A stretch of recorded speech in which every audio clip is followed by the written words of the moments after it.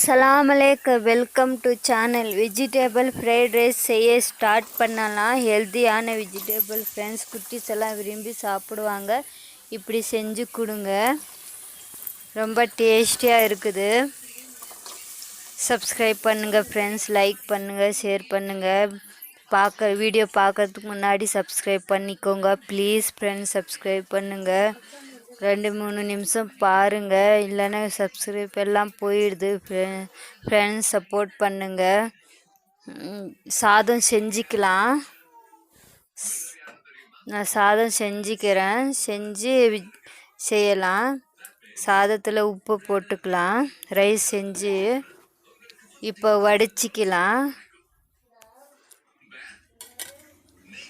வடிச்சிடறேன். இப்போ சாதம் ரெடி ஆகிடுச்சு. இப்போ வெஜிடேபிள் செய்யலான்னு பார்க்கலாம். Egg rice, fried rice. 4 egg எடுத்திருக்கேன். முட்டை 2 வெங்காயம் எடுத்திருக்கேன். முட்டைக்கோசு எடுத்திருக்கேன், பாதி எடுத்துக்கிறேன். கேரட் 2 எடுத்திருக்கேன். பீன்ஸு எடுத்திருக்கேன். பச்சை மிளகாய் எடுத்திருக்கேன். கேப்சிகம் எடுத்திருக்கேன் 1. எல்லாம் ஹெல்தி ஃப்ரெண்ட்ஸ். பாருங்கள், இப்படி கட் பண்ணிக்கணும். கேப்சிகம்மு, பீன்ஸு, கேரட்டு, பச்சை மிளகாய், வெங்காயம் இப்படி கட் பண்ணிக்கணும். ஸ்டவ் ஆன் பண்ணி கடாய் வச்சு அதில் 2 டேபிள் ஸ்பூன் நெய் ஆட் பண்ணிக்கிறேன். நெய் ஆட் பண்ணால் நல்லாயிருக்கும் ஃப்ரெண்ட்ஸ், ஃப்ளவரு. அப்புறம் எண்ணெய் ஒரு 5 டேபிள் ஸ்பூன் ஆட் பண்ணியிருக்கேன். ஆட் பண்ணி வெங்காயம் ஆட் பண்ணிக்கலாம். ஒரு 2 கட் பண்ணி வச்சுருக்கேன், இப்படி சின்ன சின்ன பீஸாக. ஒரு 5 நிமிஷம் வெங்காயம் வேகட்டும். அதுக்கப்புறம் வெஜிடேபிள் எல்லாம் ஆட் பண்ணிக்கலாம். எல்லாம் ஆட் பண்ணி ஒரு 5 நிமிஷம் வேகட்டும். அதுவும் உப்பு எவ்வளோ வேணுமோ ஆட் பண்ணிக்கலாம். இன்னும் சாதத்துலேயும் உப்பு போட்டுருக்கோம், பார்த்து ஆட் பண்ணிக்கோங்க. முட்டை தனியாக செஞ்சுக்கலாம். ஒரு தவா வச்சு அதில் சூடான அப்புறம் முட்டை 4 ஆட் பண்ணிக்கலாம். ஆட் பண்ணி அது தனியாக செஞ்சு அதில் போடணும். அப்போ தான் நல்லா டேஸ்டியாக இருக்கும் ஃப்ரெண்ட்ஸ்.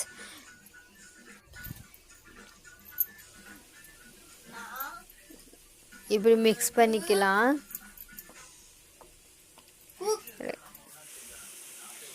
பெப்பர் பவுட்ரு 1/2 ஸ்பூன் போட்டிருக்கேன், ஆட் பண்ணிக்கலாம். உப்பு ஆட் பண்ணிக்கலாம். உப்பு ஆட் பண்ணி எல்லாம் மிக்ஸ் பண்ணிக்கலாம். சின்ன சின்ன பீஸாக ஆகணும் முட்டை, அப்போ நல்லா இருக்கும் ஃப்ரைட் ரைஸில்.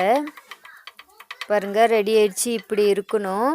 சாஸ் எல்லாம் எதுவும் நான் போடல, ஆட் பண்ணல ஃப்ரெண்ட்ஸ். அப்படியே நான் செஞ்சேன், அதே நல்லா இருக்கும். இப்போ அந்த வெஜிடேபிளில் முட்டை ஆட் பண்ணிக்கலாம்.